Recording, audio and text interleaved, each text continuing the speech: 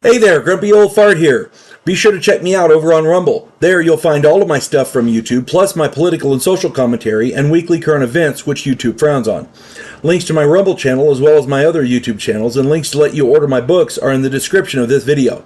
If you enjoy my content, please like, subscribe, share, and comment. I welcome your comments, even if you disagree with me. Now, on with the video. Hey there, Grumpy Old Fart here. I'm doing an unexplained incident story on the Capitan Carnage. This is out there. I ran across a story the other day, and I couldn't. I heard the story on a video. Another program did it, and I did a little research, and it's pretty accurate. Uh, this actually did happen. A lot of people thought that it was a lie being told by the individual in question, but a law enforcement officer and some deputies went out and verified it. At least enough of the details to where, you gotta give it a little bit of credibility there. So here we go. The Capitan Carnage. This is a crazy story told by none other than William H. Bonney, Billy the Kid. Billy the Kid himself. Billy was riding between the Capitan Mountains and Lincoln, New Mexico. He'd escaped from jail. This was on July 22nd, 1879. He was on the run and trying to avoid the noose. Billy was riding along the rim of a gorge, of a gulch, planning to head to the high country to find elk. He figured he could hide out, eat some elk, and everything will be cool. He noticed clothing and other belongings in the gorge below. Needing water and food, he decided to investigate. It took him a while to get down there, but when he finally did, he found an overturned wagon. There was also 12 dead bodies, all naked, lined up in a row. There were men, women, and kids. They all had perfect circular holes in their bodies about the size of glass jars. Some had holes through their faces and their insides could be plainly seen. The holes were neat and precise. The bodies had been there for days and were rotting. He felt as though he was being watched. He immediately drew his pistol and looked around. A distance off, back the way he had come, he saw something move into the trees. It was no animal that he had ever seen. He didn't know what it was. He reflexively fired at it, but wasn't sure if he hit it or not. He yelled out for whoever it was to show themselves, but nothing or nobody did. He decided against investigating it and instead searched the wagon for supplies, finding dried food and other stuff. He filled his saddlebags, all the while keeping watch. He was very, very scared. That would freak me too. You have to understand, Billy the Kid was like 19 or 20, 21, whatever, in that range. A young kid, a young man, not. And yeah, he was a gunfighter and all that, but stuff. The paranormal freaks everybody. I've seen seasoned military veterans freak out when stuff happens they don't understand. Just saying. Now Billy had to get water from the stream there, and when he got to the stream, he found fresh blood pooled on a rock.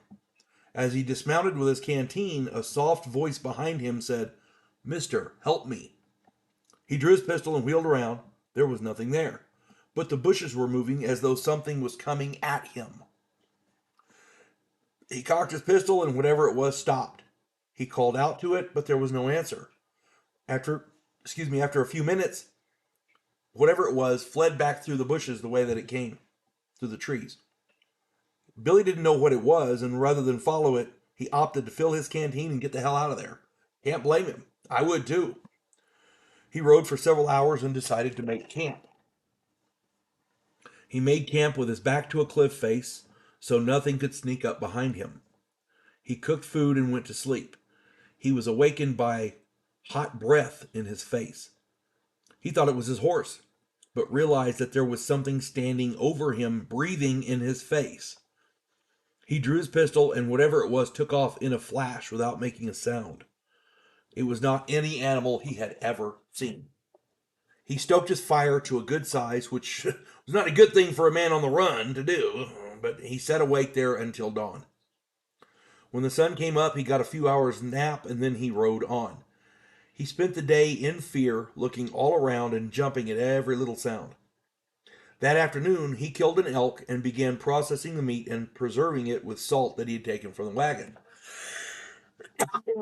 Excuse me. Drinking coffee. I made blueberry coffee. Excellent. Gotta have good coffee in your life. He slept good that first night, and in the morning, he went over the hill to the stream for water. As he returned, he felt like he was being watched again. That night, he built a huge fire and was trying to stay up just in case whatever it was came back. So he's there at the fire, and behind him he heard, "Mister, help me." Something grabbed him and threw him a distance into a tree. As he lay there trying to recover and get up, he heard his horse screaming he said it was horrific. It was hideous. He'd never heard a horse scream like that before.